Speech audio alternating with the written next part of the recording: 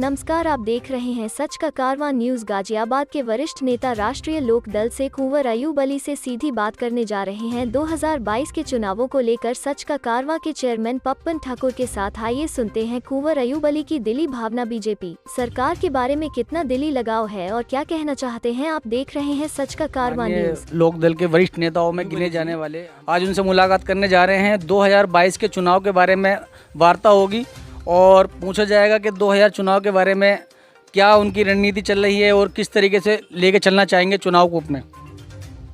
शुक्रिया जी। बताइए 2022 का जो चुनाव है और उसके लिए जो गठबंधन होकर के जिस तरह से किसान और मजदूर की आवाज़ को उठाने वाले लोग एक साथ इकट्ठा हुए हैं, तो भारतीय जनता पार्टी का सफाया तय है। भारतीय जनता पार्टी के राज में जिस तरह से बेरोजगारी बढ़ी है, जिस तरीके से महंगाई बढ़ी है, जिस तरीके से नफरत बढ़ी है और जिस तरीके से भ्रष्टाचार बढ़ा है, वो किसी से छिपावा नहीं है। जनता उत्तर प्रदेश में बदलाव का मन बना चुकी है और आने वाले उत्तर प्रदेश के 2022 के चुनाव में जयंत चौधरी जी और अखिलेश जी के नेतृत्व में जो ये गठबंधन हुआ है, पश्चिमी उत्तर प्रदेश में एक तरफा सफाया होने जा रहा है। जो भी कैंडिडेट यहाँ गठबंधन का लड़ेगा वो चुनाव जीतेगा। और मैं आपके माध्यम से एक बात ज़रूर कहना चाहता हूँ कि जो योगी जी और मोदी जी जिस तरह का दुष्प्रचार, ख़ासतौर से धार्मिक रंग देने का जिस तरह का काम कर रहे हैं, मेरा ये मानना है कि इस बार असली राम भक्तों में और नकली राम भक्तों में लड़ाई होगी। असली राम भक्त किसान का बेटा जो किसान के खेत में पैदा करता है, नकली राम भक्त वो है जिनका राम राम जपना और पराया माल अपना, ये नकली भक्त है। जनता पहचान चुकी है कि जो राम का नाम लेकर के लोगों से वोट लेते हैं, लेकिन काम वो किन लोगों के लिए करते हैं। मुझे वो दिन भी याद है कि जब स्वर्गीय चौधरी चरण सिंह जी ने बीकेडी बनाई थी, तो इंदिरा गांधी के खिलाफ लोग, हम छोटे छोटे थे, नारा लगाया करते थे कि ये टाटा बिरला की सरकार नहीं चलेगी।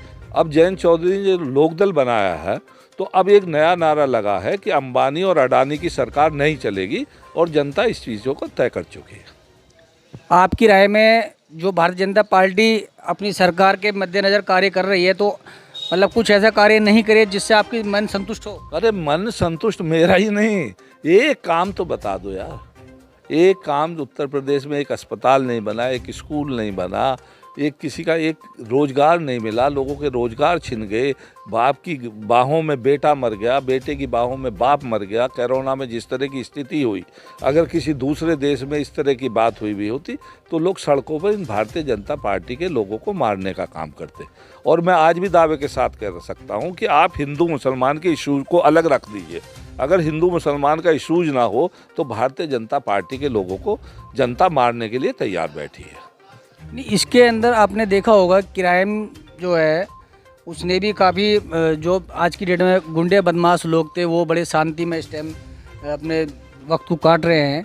तो इसमें आपको ये तो खैर इतना तो आपको मानना पड़ेगा कि बदमाशी सरकार में नहीं रही है। देखिए, गुंडे बदमाश का सफाया होना ज़रूरी है, लेकिन गुंडे बदमाश में भी आप जातिवाद करोगे, धर्मवाद करोगे, आप इस तरह से राजकाज नहीं चलता है। जिस तरीके से आप पश्चिमी ईस्टर्न यूपी में चले जाइए, जिस तरह से एक जाति विशेष के गुंडों ने, चाहे वो ब्राह्मण के लोगों को मारा हो, चाहे पिछड़ी जाति के लोगों को मारा हो, 700 ब्राह्मण मार दिए उत्तर प्रदेश में, और किन लोगों ने मारे सबको पता है।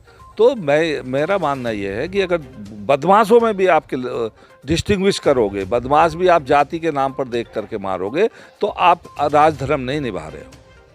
तो आपका मतलब ये है कि इस सरकार में अभी तक कोई ऐसा कार्य नहीं हुआ जिससे जनता को थोड़ी राहत मिल सके? सिवाय जुमलों के और लफाजी के अलावा कोई काम नहीं हुआ है। मैं भारतीय जनता पार्टी के नेताओं को चैलेंज करता हूँ कि विकास के नाम पर एक काम बता दीजिए। आप गाजियाबाद तो बहुत विकसित शहर बताते हैं लोग, भारतीय जनता पार्टी का एक नेता बनाएगा कि अस्पताल चल रहा है क्या? गरीब आदमी कहाँ इलाज कराएगा? गरीब आदमी के इलाज के लिए डॉक्टर नहीं है, एक डॉक्टर है वो भी छुट्टी पर जा रहा है, अस्पताल में ताला लगने वाला है। भारतीय जनता पार्टी का आदमी बताएगा कि जो दासना में, खचरा में और ऐसे 10 गांव हैं जहां पर इंटर कॉलेज और डिग्री कॉलेज बने हुए 5-5 साल हो गए हैं, उनमें एक टीचर नहीं लगा है।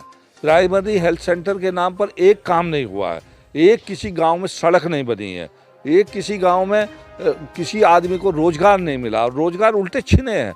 अगर आप नौजवानों को रोज़गार नहीं दोगे तो वो रोज़गार कहाँ जाएगा? खाली दिमाग शैतान घर घर, ये पुरानी कहावत है। इसलिए रोज़गार देना सबसे बड़ी प्राथमिकता है। और जिस तरह से पेपर लीक हो रहे हैं, इन्हें डूब मरना चाहिए। आप सोच सकते हो कि कितनी मेहनत से आदमी जाता है पेपर देने के लिए, उम्मीद रखता है कि मेरा कंपटीशन होगा, मैं उसमें एग्ज़ाम पास करूंगा, एग्ज़ाम पास करने के बाद में मैं उसमें मेरी नौकरी लगेगी। इन्होंने तो सारे काम बंद कर दिए हैं। गन्ना किसानों के लिए छलने का काम किया। पश्चिमी उत्तर प्रदेश के साथ जिस तरह की उपेक्षा हुई है, आज सारा फोकस, सारी योजनाएं पूर्वांचल में। क्या पश्चिमी उत्तर प्रदेश के लोगों के आंख नहीं है? क्या पश्चिमी उत्तर प्रदेश के लोग इन चीज़ों को, इस भेदभाव को देख नहीं रहे हैं? और पश्चिमी उत्तर प्रदेश के लोग गन्ना लिए खड़े हैं। आओ बेटा, गन्ने से इस्तकबाल होगा।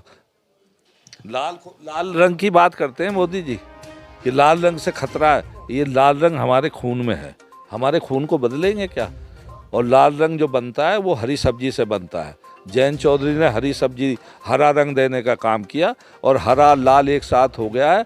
ये भारतीय जनता पार्टी के नेता भागने वाले हैं बहुत जल्दी। 2022 के चुनाव में आपको पूरी, मतलब कि आप अपने बिल्कुल दिल से और लगन से बता रहे हैं कि 2022 में भारतीय जनता पार्टी का सपा हो जाएगा। नहीं है, जनता बता रही है भाई, जनता बोल रही है। जनता तैयार बैठी है। आप उसका नोटिफिकेशन होने दीजिए, आचार संहिता लगने दीजिए, उसके बाद पता लग जाएगा कि भारतीय जनता पार्टी के लोगों की क्या स्थिति है। आज भारतीय जनता पार्टी के लोगों ने करोड़ों अरबों रुपए कमा लिए, लेकिन दिक्कत क्या है? दिक्कत ये है कि भारतीय जनता पार्टी के लोग जो हैं वो, उनकी ज़बान में सरस होती है। वो इतना मीठा बोलते हैं कि वो भ्रष्टाचार को भी किसी को आभास नहीं होने देते। आप जाकर के देखिए, इस गाजियाबाद का नगर निगम है, 1000 भारतीय जनता पार्टी के नेता और कार्यकर्ता अरबपति करोड़पति हैं अकेले गाजियाबाद के नगर निगम से। किसी और, मैं तो दूर की बात नहीं कर रहा, मैं तो अपने शहर की बात कर रहा हूँ। 2022 के चुनाव आने वाले हैं, पूरे मन बनाए हुए हैं और सभी पार्टियां अपनी अपनी दावेदारी दिखला रही हैं। आप देख रहे हैं सच का कारवा पवन ठाकुर के साथ में। नमस्कार।